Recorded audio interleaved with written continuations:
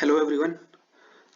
आज हम देखेंगे एडवर्टाइजमेंट नंबर 6 जो जेकेएसबी से निकाली है, जेकेएसबी जेई सिविल के लिए और मैकेनिकल के लिए। ठीक है, मैं आपको डिटेल में एडवर्टाइजमेंट नोटिफिकेशन को पूरा पढ़ के बताऊंगा ताकि आप जब फॉर्म भरें आप कुछ गलती ना करें, क्योंकि बहुत सारे बच्चे जब फॉर्म भरते हैं वो गलतियां कर देते हैं और वो जब डॉक्यूमेंट वेरिफिकेशन होती है उसमें बाहर हो जाते हैं। ठीक है, तो आपको वो गलती नहीं करनी है। आपको पहले नोटिफिकेशन को पूरा डिटेल में समझना है, फिर आप फॉर्म भरेंगे, क्योंकि ये एक जॉब का सवाल है।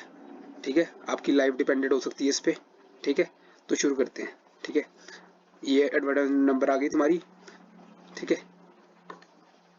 नंबर 6 2022 की। ठीक है, उसके बाद देखते हैं इसमें पोस्ट कितनी। 855 तुम्हारी सिविल की पोस्ट है और 190 तुम्हारी मैकेनिकल की पोस्ट है। ठीक है, 1045 टोटल पोस्ट होगी। ठीक है, तो कब से शुरू कर सकते हैं भरना इसको? 21/11/2022 से 20/12/2022 तक, मतलब एक महीने का टाइम है, नवंबर से लेके दिसंबर तक। ठीक है, एक महीने का टाइम है। अपॉइंटमेंट वो अपने रूल के हिसाब से करेंगे। ठीक है, जेकेएसपी के जो भी रूल है। डोमिसाइल, ये मेन पॉइंट है। तो जो भी ये फॉर्म भर रहा है वो डोमिसाइल सर्टिफिकेट होना चाहिए उसके पास, जम्मू एंड कश्मीर का, ऑन और बिफोर एप्लीकेशन फॉर्म। मतलब जब भी वो एप्लीकेशन फॉर्म भरेगा उससे पहले उसके पास डोमिसाइल सर्टिफिकेट होना चाहिए। ठीक है, नेक्स्ट वैकेंसीज आपको पता है 855 और 190। एज लिमिट देखो 1 जनवरी 2022 से काउंट होगी।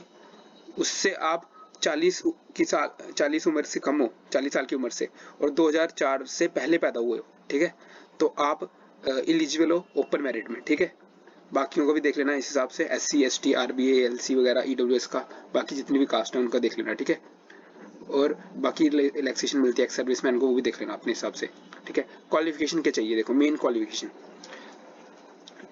आपके पास मार्कशीट होनी चाहिए या फिर प्रोविजनल डिग्री सर्टिफिकेट होना चाहिए 3 ईयर डिप्लोमा का, या फिर डिग्री सिविल इंजीनियरिंग में, मैकेनिकल या फिर सिविल इंजीनियरिंग में। ठीक है, या तो डिप्लोमा है आपके पास या तो डिग्री है। और आपके पास जिस डेट में आप फॉर्म भर रहे हो उससे पहले की वो मार्कशीट होनी चाहिए, आपके रिजल्ट आया होना चाहिए और उसकी मार्कशीट होनी चाहिए, उस पर डेट होनी चाहिए जब उस फॉर्म भरने के पहले की डेट। ठीक है, देखो ऑन, ये लिखा हुआ है ऑन और before the cut off date fix for filling online. ठीक है, तो मतलब जब भी आप फॉर्म भरोगे उससे पहले की डेट होनी चाहिए, आपका रिजल्ट उससे पहले का निकला होना चाहिए। ठीक है, डिप्लोमा या फिर डिग्री का। Application form Fehling which candidate can be cancel by the board. ठीक है, और क्या है, रिजर्वेशन का आप देख लेना अपने हिसाब से जो भी है। ठीक है, ओपन मेरिट के लिए तो कुछ नहीं होता रिजर्वेशन का चक्कर। ठीक है, बाकी इसमें PWD के लिए अब देखो एप्लीकेशन फीस कितनी है। 550 रुपये एप्लीकेशन फीस है जनरल कैटेगरी के लिए, और जो अदर कैटेगरीज है उनके लिए 450 फीस है। ठीक है, फी आप भर सकते हो जब फॉर्म भरोगे। ठीक है, सेंटर ऑफ एग्जामिनेशन ये बाद में बताएंगे।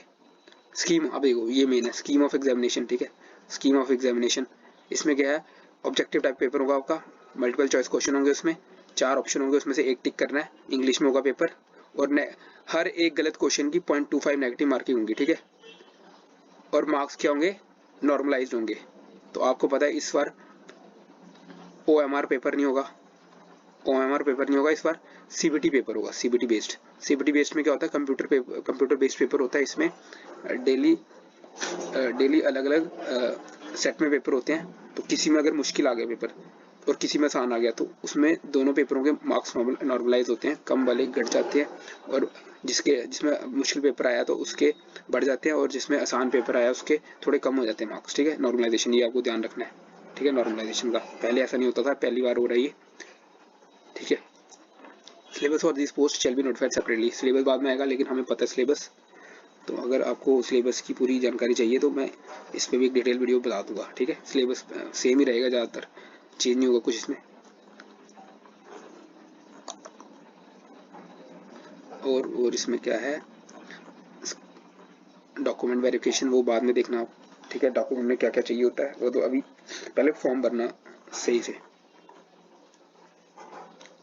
Steps taken for fairness transparency board decision final ये आ गया इंपॉर्टेंट इंस्ट्रक्शन टू कैंडिडेट्स। ठीक है, देखो मेन इंस्ट्रक्शन क्या है इसमें, the candidate must write his name and date of birth, जो उसकी 10th की मार्कशीट पे है। ठीक है, जो उसकी किसमें 10th की मार्कशीट पे है। ठीक है, वो भरना है। ठीक है, और दूसरी मेन कौन सी है इसमें, दूसरी मेन इसमें ये है कि ये,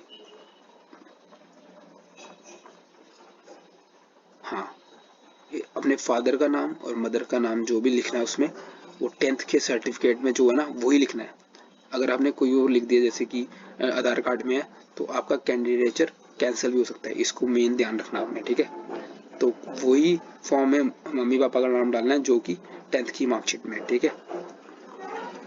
और ब्लड ब्लड ब्लड आपने यहाँ एलिजिबल फोटोग्राफ सिग्नेचर नहीं डालने, पूरे प्रॉपर जो दिखने चाहिए, ठीक है। बाकी आप फॉर्म भर सकते हो जेकेएसबी की साइड से, ठीक है। इन सर्विस कैंडिडेट ये हमारे न काम का नहीं है। इन सर्विस जो 2 साल से ज़्यादा सर्विस कर रहे हैं उनको फिर थोड़े पर्क्स मिलते हैं उस हिसाब से, कि उनको प्रोबेशन पीरियड में मतलब प्रोबेशन पीरियड नहीं करना पड़ता, ठीक है। Case a candidate fails to appear before the DVC or fails to produce relevant document in original on the scheduled date of DB, हाँ वही मतलब डॉक्यूमेंट वेरिफिकेशन तो अच्छे से करानी पड़ेगी।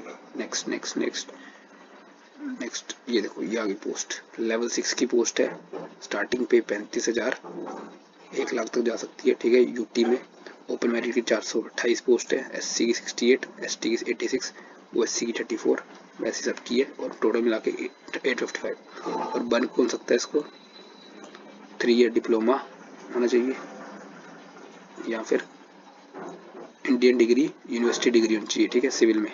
और सेम मैकेनिकल में भी ऐसी है, मैकेनिकल में भी 190 पोस्ट हैं, ठीक है। मैकेनिकल में भी 190 पोस्ट हैं, टोटल कितनी होगी 1045, ठीक है। तो इतना ही रखते हैं, ठीक है, इतना ही रखते हैं। तो अगर आपको सिलेबस के बारे में चाहिए, सिलेबस के बारे में पूरा डिटेल चाहिए, ठीक है, तो इस वीडियो में अगर 500 व्यूज आ गए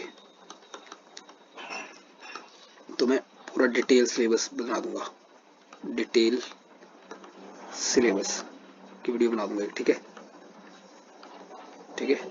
तो लाइक कर दें, शेयर कर दें और सब्सक्राइब कर दें, ठीक है।